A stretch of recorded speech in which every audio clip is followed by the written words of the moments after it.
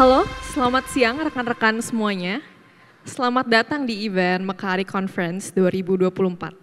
Perkenalkan, saya Cecilia Astrid sebagai AVP Data at Mekari yang akan memandu sesi bertema Beyond the Hype, Reimagine AI for Everyday Enhancement. Di mana kita akan mengulik insight seputar AI yang akan terintegrasi dalam kehidupan sehari-hari dan dunia bisnis, meningkatkan produktivitas dan efisiensi operasional, mendorong inovasi produk, serta memberikan solusi yang lebih personal dan terjangkau, yang pada akhirnya akan mendorong pertumbuhan ekonomi dan meningkatkan kualitas hidup kita secara signifikan. Nah, untuk membahas tema tersebut, sekarang ini kita sudah kehadiran 3 speakers kita yang luar biasa nih. Yang pertama ada Mas Danu Wicaksana, sebagai CEO of Good Doctor Technology. Halo Mas Danu. Yang kedua ada Mas Andreas Chandra sebagai Director of AI Innovation at Korika. Halo Mas Andreas. Dan juga ada Mas Aditya Tejo Prasetya sebagai Country Manager of Google Customer Solutions Indonesia. Welcome ya para speakers. Dan langsung aja kita mulai. So to get started, let's understand AI nih. Beyond the hype gitu ya, beyond the hype of GPT and everything else. So ini pertanyaan untuk Mas Andreas yang pertama. To provide a deeper context about AI gitu ya, at Korika, as an organization dedicated to promoting AI in Indonesia, gimana nih view dari Mas Andreas terkait evolution of AI over time, dan mungkin bisa juga diberikan contoh-contohnya gitu ya, di AI technologies yang ada sekarang. Oke, terima kasih banyak Cecil. Masih semangat ya semua? Perkenalkan, saya dari Korika, Andreas Chandra, Direktur AI Innovation. Jadi di Indonesia kita suka dengan angka 4 dan 5. 1945 coincides with independence. 2045 ini adalah Indonesia emas. Tapi di angka 4 dan 5, 4 ini merupakan Industrial Revolution. Kita sudah telat 3 pertama. Dan yang terakhir adalah AI Industrial Revolution. In fact, kita sudah ketinggalan 5 tahun ketimbang Singapura dan 10 tahun ketimbang dengan Australia, US, dan China. Kita jauh ketinggalan. Yang saya takutkan untuk AI, adopsi AI itu terlalu cepat. Saya takut pacar sama istri saya ini nanti diubah ke AI. Nanti kalau mau nobar nonton MU menang, nggak bisa debat. Beb mau nonton MU menang gitu, gak dikasih gitu. Tapi what we realize, AI ini ada di mana-mana. AI ini selalu mengadopsi kita untuk menjadi faster, better, cheaper. Kita ini sudah dipakai AI dari 2006, dari zaman Google Translate, bahkan TikTok, YouTube juga dari AI. Ini langsung yang use case. Iya, mungkin iya tadi kan evolution of AI gitu. Jadi contohnya apa aja nih gitu yang mungkin ya secara makro atau secara productivity juga boleh. Jadi Korika ini sudah kerjasama dengan UNESCO, BMKG, dan beberapa institut dari luar negeri. Kita ngomong dari BMKG. Jadi gempa bumi itu sangat sering terjadi di Indonesia. Bahkan secara average 6.000 gempa bumi terjadi di tiap tahun. Tahun ini belum tahu datanya berapa, tapi 2023 ada 10.789 gempa yang terjadi di Indonesia. Bahkan gempa ini sangat membahayakan kita. Kenapa? Karena menyangkut dengan sandang, pangan, papan. Dulu untuk mau deteksi gempa, kita melihat dari migrasi burung.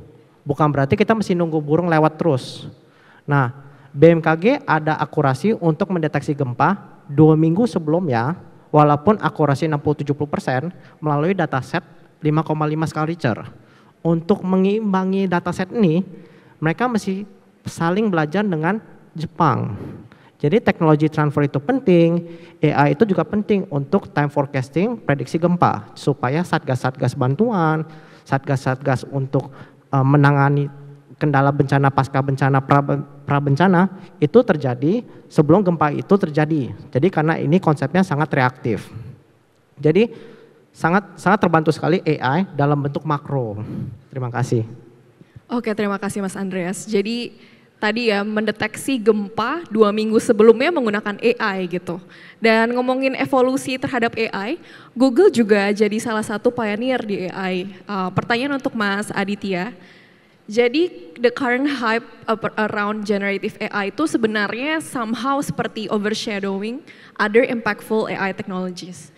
Nah, sekarang what sorts of differences nih atau significant impacts gitu yang Gen AI itu bisa kasih kalau dibandingkan dengan traditional AI technologies?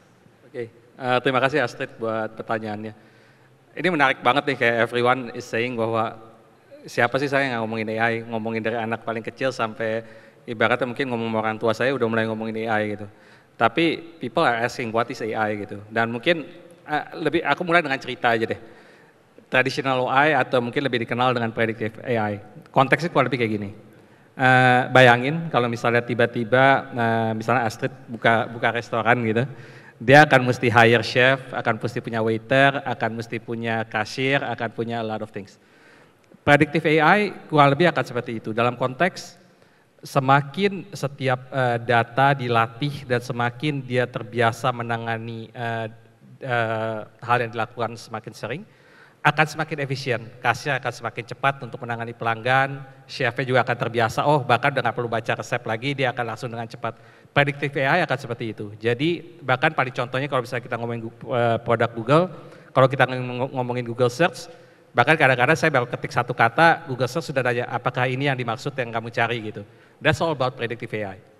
Terus kalau kita ngomongin the buzzword generative AI, nah mungkin another story. Imagine kalau kita ngomongin, mungkin ada di sini beberapa mungkin startup founder, nah generative AI itu kebayangnya kayak startup founder lah. Mungkin awalnya backgroundnya software engineer, tapi pada saat masuk tiba-tiba harus ngerjain marketing, harus ngerjain operation, harus ngerjain all other things.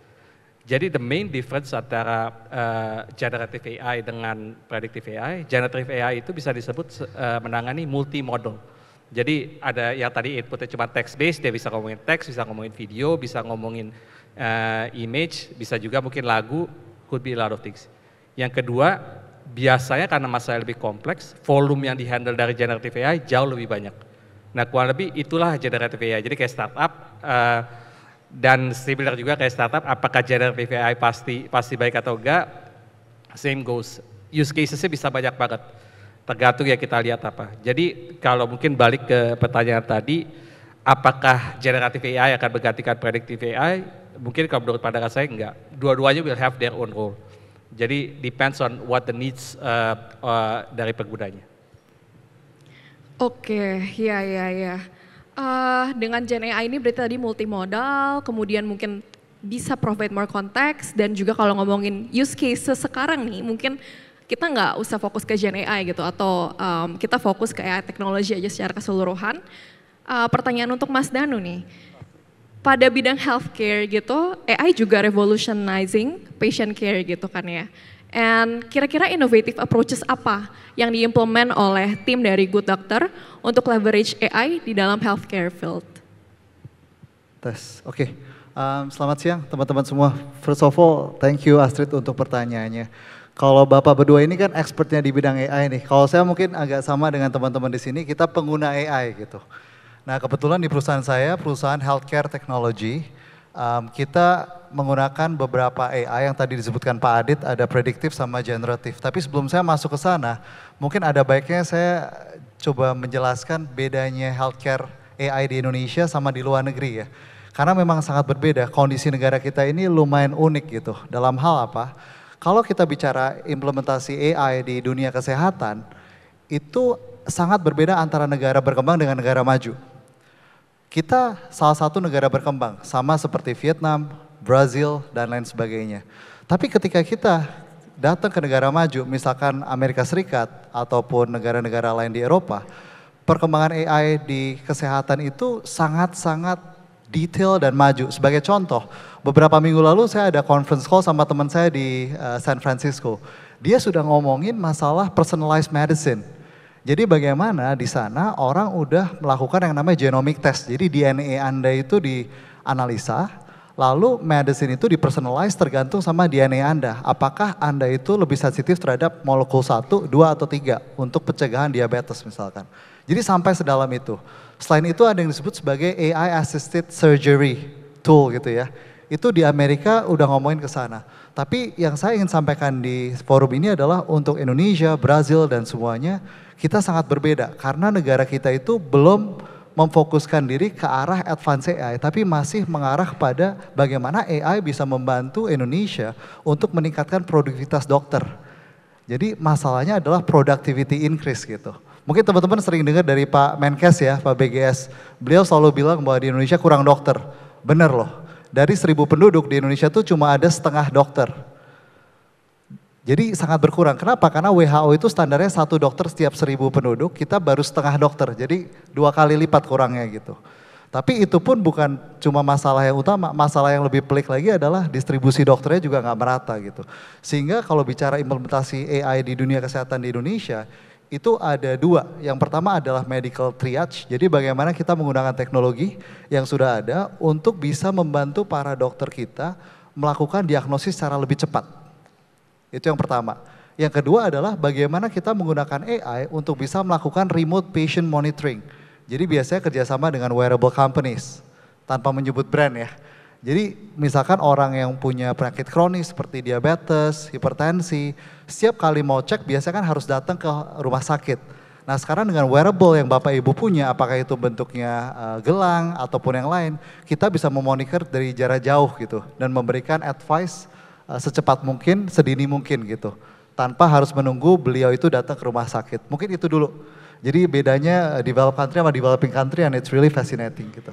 Ya, jadi ada 2 hal tadi ya. Yang pertama adalah AI untuk membantu dokter untuk mendiagnosis dengan lebih cepat. Dan yang kedua juga bantu untuk monitoring pasien gitu ya. Dan kuncinya mungkin ada di time to value yang mempercepat gitu ya Mas Danu ya. Oke. Dan mungkin kalau kita ngomongin productivity, daily productivity gitu ya, di Mekari as well, kita sudah embed dan leverage AI di some areas of our products to boost productivity juga, such as GitHub Copilot di engineering dan juga chatbot AI untuk customer support di kontak pun juga seperti itu. Dan untuk membantu klien kami juga, we've also embedded this AI functionalities and will be growing in all products as well.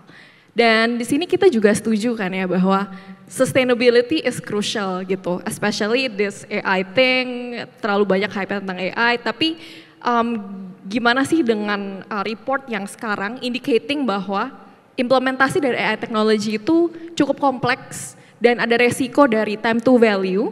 Strategi apa yang businesses di sini harus adopt untuk ensure successful AI implementation? Ini pertanyaan untuk semuanya. Mungkin kita bisa mulai dari Mas Andreas. Thank you Astrid. Thank you Mas Danus dan Mas Adit. Sustainability is important. AI ini saya nggak mau keliru, itu mengambil energi yang cukup banyak. Jadi ada sebuah konsep namanya 0 to 1 and 1 to n. Kita ambil contoh AI, 1 to n ini kita ambil contoh 1 sampai 1 juta untuk targeted SEO. Jadi TikTok, YouTube, Facebook, ini mereka bikin iklan untuk 1 juta populasi. Jadi ini mengambil resources yang banyak. Tapi ada yang lebih banyak lagi ketimbang 1 to 1 million, yaitu 0 to 1. 0 to 1 itu apa? Kita mengenerate sesuatu dari nothing into something. Kita ambil contoh, Astrid ini jago di pakar financial. Kita bikin prompt, Astrid is a financial analyst, dan Astrid is looking at the market. Tapi AI-nya bingung, oke, which market am I talking to? Market pasar saham, stock market, pasar ikan, atau shopping market. Jadi 0 to 1 ini terkadang lebih berat ketimbang 1 to n. Karena this one is defined. Jadi kalau misalnya kita bikin video tentang baju shopping, kita targeted untuk satu region di Singapura, ini energinya lebih efisien ketimbang 0 to 1. Karena 0 to 1 ini mengambil energi output yang lebih banyak untuk generate. Bahkan kita juga coba nge-generate tentang simulasi earthquake. Kita juga coba generate tentang penyakit. Nah, karena 0 ini nggak define, it takes much more output in an extreme case. Jadi, in my opinion, there's always a trade-off. Sometimes sustainability ini dilihat, oke, untuk prediksi gempa, untuk prediksi penyakit, kita mesti lihat outputnya ini sesuai nggak. Tapi kalau untuk mau sustainability, 1 to N is a better choice karena it's always been defined. Macari is a good product, pakai untuk 1 to N. Mungkin boleh dikasih contoh Mas Andreas, 1 to N itu seperti apa sih practical example-nya gitu? Macari. Contoh sebuah dokumen, contoh untuk sebuah target audience, YouTube, Instagram, those SEO, those ads, those targeted AI itu sangat define. Jadi menurut saya 1 to N ini banyak interpolasi, kayak banyak imagination, banyak gambaran, tapi in this scenario it's a targeted ads gitu. Oke, jadi 1 to N mungkin teman-teman yang mau start atau rekan-rekan di semua di sini yang mau mulai leverage AI bisa mulai dari 1 to N, dari ads maybe compared to the 0 to 1 karena it's a choice that's harder gitu ya Mas Andreas. Oke, nah kalau dari Google sendiri gimana Mas Aditya untuk kayak ya mungkin sedikit tips and tricks untuk teman-teman di sini businesses yang mau implement and leveraging AI gitu. Thank you tadi Andreas, very interesting 0 to 1 and thank you Astrid untuk ini. Mungkin ini related to any kind of bisnis atau sebelum kita mulai apapun, ujung-ujung pertanyaan paling penting adalah tujuan kita apa sih, goal kita apa sih. Jadi when we want to implement AI, itu pertanyaan yang anyone yang baik itu user atau business and everything, itu harus punya. Jadi kita mau pakai AI, itu buat apa. I'm going to give an example, ini contoh, tapi ini nggak ada kaitannya sama AI, cuman nanti I will give the summary at the end. Ini ada perusahaan mobil di negara yang relatif maju, dia punya visi nih, CEO-nya visioner. Dia bilang tahun 2030 we want to support net carbon free, jadi dia want to make sure supporting EV car and everything. Dan tiap tahun seperti any kind of business, mereka achieve their earnings, gitu. Dan they always celebrate lah, 3 tahun berturut-turut they're celebrating. Mungkin kalau misalnya orang awam akan ditanya nih kira-kira bisnisnya sukses nggak, gitu. Majority people will say yes, they are beating their earning per share, they achieve their target, they are earning their market share. Nah tapi summary-nya I'll give a little bit at the end. Nah terus balik ngomongin ke contoh AI. Setelah kita tahu objektif itu, mungkin ada 3 pertanyaan penting for any business untuk menjawab. Kayak tadi kan pertanyaannya time to raise, kapan dan lain-lain. Ujung-ujung bahkan Dani juga share kalau ngomongin medicine, mungkin Indonesia saat ini di tahap yang berbeda. Itu semua akan selalu relatif. Jadi dimanapun posisi saat ini teman-teman, apakah dipikir mungkin ada advance behind everything? Karena ada 3 pertanyaan penting yang teman-teman mesti jawab. Pertanyaan pertama adalah, kalau teman-teman punya bisnis, lihat dari sudut pandang customer atau pengguna kalian. Dengan saya mengimplementasikan AI, apakah ini menjadi sesuatu yang berguna bagi customer saya atau enggak? Kalau misalnya jawabannya enggak, mungkin AI is not the right answer. Pertanyaan kedua yang mesti ditanya juga adalah terkait dengan bisnis itu sendiri. Ujung-ujung bisnis seperti biasa, kita cuma peduli top line dan bottom line. Jadi biasanya most use cases AI adalah satu, can it help generate my revenue atau can help optimize my cost. Paling gampang gini, kalau misalnya punya perusahaan logistik, jumlah misalnya perantarnya sama, mungkin butuh AI untuk memastikan bahwa, hey gimana caranya create rute yang bisa hemat bensin sehingga I can save my cost. Nah pertanyaan ketiga yang gak kalah pentingnya adalah terkait dengan diri kita sendiri atau ekosistem. Are we ready for AI atau enggak sih? Gitu. Dan are we ready for AI itu bisa dibagi 2 lagi, mungkin aku nyebutnya hardware sama software lah. Hardware itu terkait dengan teknologinya itu sendiri. Pada saat kita mau pakai AI, teknologi udah ada belum? Do we need to create? Do we need to buy? Atau mungkin we need to partner with someone yang emang udah punya? gitu. Aku juga kasih contoh kebetulan minggu lalu kita diundang juga ke acara Mekari, waktu itu Ibu Grace Tayer, salah satu direktur Mayapada cerita, dia juga pusing dengan ngomongin rumah sakit karena diwajibkan oleh pemerintah untuk mempunyai HIS, Healthcare Information System. Dan setiap hari itu ibaratnya kayak puluhan atau bahkan ratusan, dan ngomongin all about AI reliability. It's always going to be a constant challenge. Tapi sebagai bisnis, selama kita punya clear objektif, ini cuma tools yang akan memampukan kita untuk achieve itu. Dan yang tadi ngomongin pertanyaan 3 kan, are we ready? Yang bagian kedua software. Is our talent ready atau enggak? Is our decision ready atau enggak? Kembali ke contoh rumah sakit itu, meskipun toolsnya canggih banget, kalau yang Danu tadi cerita, misalnya dokter mesti apply ini dokter akan lebih efektif gak nih? Atau jangan-jangan dokter cuma lebih capek inputting data di komputer aja gitu. Nah jadi, to summarize all of that, ujung-ujungnya satu, nggak ada silver bullet lah. Semua teman-teman at a different stage, integrating AI will depends on what's your objective. Yang kedua, ya mungkin kalau quote a little bit on some e-commerce, mulai aja dulu. Just start as long as you're staying true to your objective dan have a clear checkpoint along the way. Nah terus yang last but not least, untuk summarize juga kembali ke cerita saya, transformation in AI atau transformation in digital is more like a journey rather than a destination. Dan tadi balik ke contoh saya yang tadi bisnis 3 tahun berturut-turut achieve success, tapi achieve business result dan dia punya vision. Jawabannya kalau dari business numbers mungkin dia successful, tapi towards the vision might not be the case. Kenapa? Karena mobil itu kan memproduksi 2 nih, ICE, internal combustion engine, which is dengan bensin dan lain-lain, satu lagi dia produksi listrik.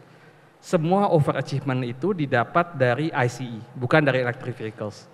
Dan karena Eropa negara yang relatively udah cukup mature, populasi penetrasi mobil udah cukup tinggi, dan orang bisa jadi beli mobil setiap 5 tahun atau 10 tahun, pada saat 2030 orang yang benar-benar butuh beli mobil itu menjadi sangat dikit. Jadi misalnya dia butuh jual 1 juta mobil listrik, bisa jadi pasarnya pada saat itu cuma 300.000. Jadi message-nya lebih karena staying true towards your objective, this is a journey and have a milestone along the way. Mungkin itu aja dari saya, sederhana sekali. Oke, jadi tadi saya mendengar frasa atau phrase yang very inspiring ya, yaitu yang AI transformation is a journey, not a destination, and we need to stay true to our vision or our objective. Ya. Kalau dari Mas Danu sendiri seperti apa? Mungkin bisa menambahkan juga. Ya, kalau dari saya sebagai pelaku bisnis, I think Adit is very correct. At the end of the day, seperti teman-teman di sini semua kan top line, bottom line ya. Jadi kita ketika melihat ada perkembangan AI di luar sana, yang kita lihat adalah yang pertama cost benefit analysis. Ini bakal nambah revenue atau menurunkan cost. Terus yang kedua, kita harus tahu stakeholder kita tuh siapa. Kebetulan kalau di healthcare itu ada 4 P. The patient, the payer, the pharmacist, sama the provider. Nah saya masukin AI, ini buat yang mana nih? Buat yang patientnya, atau buat payernya, which is insurance, corporate, atau buat farmasinya partner kita, atau provider ya rumah sakit gitu. Jadi kita harus tahu dulu gitu. Lalu setelah itu saya ada isu di kesehatan di mana dokter itu jumlahnya terbatas. Jadi ketika saya mau menggunakan AI, saya bertanya, kalau kita tidak memasukkan AI untuk meningkatkan produktivitas dokter, memangnya kita ada unlimited number of doctors gitu. Nah itu jadi pertanyaan nuans yang lain untuk dunia kesehatan. Beda kalau kita misalkan memanfaatkan AI untuk customer care. Karena banyak sekali pemanfaatan AI itu untuk customer service. Nah kalau customer service pasti pertanyaannya, kalau nggak pakai AI tapi saya bukanya di Jogja, kan costnya lumayan murah tuh. Nah apakah cost benefit analisisnya udah masuk gitu. Tapi kalau dokter, unfortunately not many doctors out there. Jadi kadang-kadang itu juga membuat kita urgency untuk menggunakan AI juga lebih tinggi lagi gitu. Dan mungkin teman-teman di sini juga bisa berpikir di sektor masing-masing, untuk nuans-nuans yang mungkin berbeda-beda di tiap sektor itu. Kira-kira itu tambahan dari saya.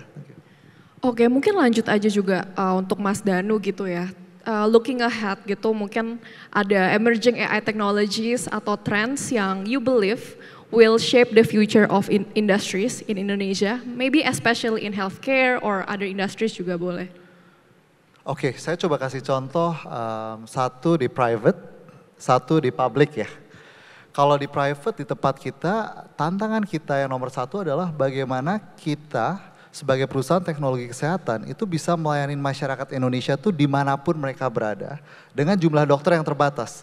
Dalam artian adalah saya selalu mencari bagaimana AI bisa meningkatkan produktivitas dokter saya bukan cuma banyak-banyakan kasih konsultasi, tapi bisa juga meningkatkan akurasi dokter-dokter ini dalam melakukan diagnosis dan pemberian resep elektronik. Jadi saya udah lihat di China, itu ada satu company namanya Ping An. Dokter di sana, kalau dokter di sini 1 jam itu mungkin bisa serve 4 pasien. Jadi 1 pasien 15 menit lah. Di sana 1 dokter tuh 12 pasien per jam. Jadi bisa paralel, lalu kita wondering kan, kok bisa gitu. Nah akhirnya kita dilihatin, ternyata dokter ini tuh dibantu oleh AI system. Nah dibantunya gimana? Yang pertama adalah ketika pasien ini masuk, dia akan ditanya oleh AI system tuh seakan-akan ada nurse yang nanya dia tentang pertanyaan-pertanyaan awal. Jadi AI system ini membantu dokter ini melakukan triage di awal. Oh kira-kira ini simptomnya apa ya? Oh batuk, batuknya berdahak atau enggak? Oh sudah berapa lama? Oh sudah minum obat apa gitu. Nah itu semua dilakukan oleh AI. Lalu dia akan summarize, berikan kepada dokter kita. Nah dokter akan melakukan pertanyaan lanjutan. Tapi ketika pertanyaan itu muncul, AI system ini akan membaca chat-chatnya dengan keywords ya. Lalu dia bisa mengusulkan, oh biasanya the next question to ask is A, B, and C.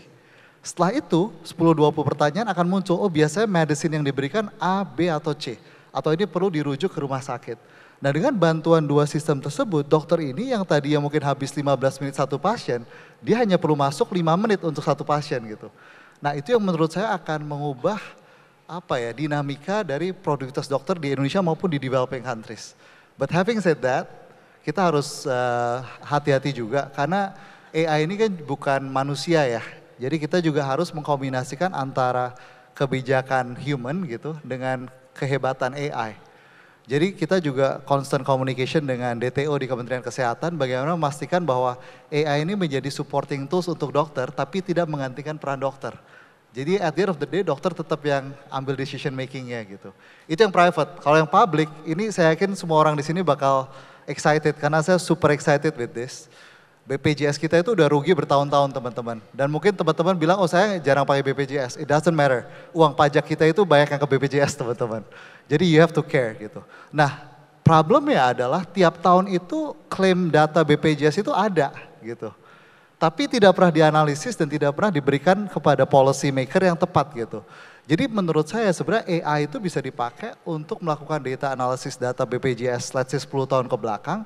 Dia bisa predict tuh, predictive AI. Kira-kira orang Indonesia mana yang akan mengalami chronic disease di diabetes tahap 1, 2, dan 3, hypertension, dan lain sebagainya. Sehingga pemerintah itu bisa mulai merencanakan pengadaan obat, service center, dan lain sebagainya. Itu yang menurut saya akan mengubah banyak hal di negara kita sih, termasuk bagaimana negara ini bisa menggunakan uang pajaknya dengan lebih baik itu. Sangat menarik ya ternyata leveraging AI di dalam field healthcare atau kesehatan, especially di Indonesia, bahkan tadi bisa sampai obat-obatan juga berpengaruh gitu pada akhirnya ya, Mas Danu. Oke, karena kita udah ngomongin innovation dan ya latest innovations or insights, mungkin juga kita tanya ke Mas Aditya gitu terkait Google's advancement in AI yang currently atau latest ini lagi pushing the boundaries of what's possible. Got it. Thank you Astrid. Buat teman-teman yang tertarik, mungkin kalau bisa pengen tahu latest Google innovation, can go to ai.google. Kita punya banyak inovasi lah yang untuk membantu karena part of our mission juga is really about making information universally accessible and useful. Nah salah satu information yang useful contohnya apa? Tadi Andres mention a little bit about gempa. Kita juga Google sempat help to develop a signals pada saat buat orang-orang yang tinggal di mungkin daerah pinggir sungai yang rawan banjir, gimana caranya mereka bisa deteksi lebih early. Atau bahkan di kehidupan kita sehari-hari lah untuk ngomongin traffic light, routing and everything. Tapi mungkin terlepas itu dan Danu juga udah cerita banyak tentang medical. Bahkan kalau kita ngomongin bisnis gitu ya, kan banyak banget, saya juga mungkin SMB owner itu mungkin punya masalah untuk ini. Gimana caranya kita bisa punya digital marketing ads tapi nggak bisa kreatif.